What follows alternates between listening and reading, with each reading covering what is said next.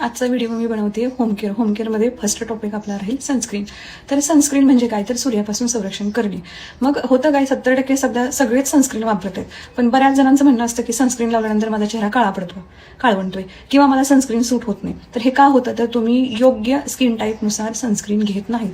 मग होतं काय, ड्राय स्किनसाठी तुम्हाला कंपल्सरी क्रीम बेस सनस्क्रीन घ्यायचं, ऑइली स्किनसाठी कंपल्सरी तुम्ही जेल बेस किंवा ऑइल फ्री सनस्क्रीन घ्यायचं, आणि सेन्सिटिव्ह स्किनसाठी मिनरल म्हणजेच झिंक डायऑक्साईड वगैरे असे मिनरल्स असले तुम्हाला सनस्क्रीन घ्यावं लागतं. जसं हवामानाने ऋतू बदलणार तसं तुमचं स्किन केअरचं प्रोडक्टही बदलावंच लागतं. आता दुसरी गोष्ट म्हणजे हे सगळ्यांसाठीच लागू नाहीये, ज्याच्या स्किनमध्ये बदल जाणवेल त्याला ते स्किन केअरचे प्रोडक्ट बदलावे लागतील. आता दुसरी गोष्ट अजून एक की खूप जणांच्या मानेला टॅन असतं आणि हात पण खूप टॅन असतात. अशा वेळेस तुम्ही तुमचे जे डेली यूजला जे मॉइश्चरायझर वापरता त्या मॉइश्चरायझरमध्ये तुम्ही 2 ड्रॉप सनस्क्रीनचे यूज करून ते हाताला आणि मानेला जरी लावलं तरी तुमचं टॅनिंग खूप प्रमाणात कमी होणार आहे.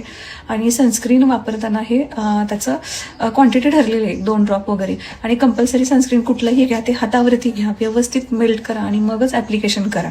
तुम्ही डायरेक्ट सनस्क्रीन घेता, डॅब डॅब डॅब डॅब करता, एकीकडे सनस्क्रीन लागतो एकीकडे व्यवस्थित. गोष्ट जर तुम्हाला खरं सनस्क्रीनमध्ये खूप कॉम्प्लिकेशन असतील तर तुमच्या सनस्क्रीनचा फोटो आम्हाला टाका, आम्ही सांगून जाईन तुम्हाला सूट होतोय का नाही. आणि स्किनचा टाईप पण तुम्ही कळू शकता की आम्हाला हा स्किन टाईप आणि हे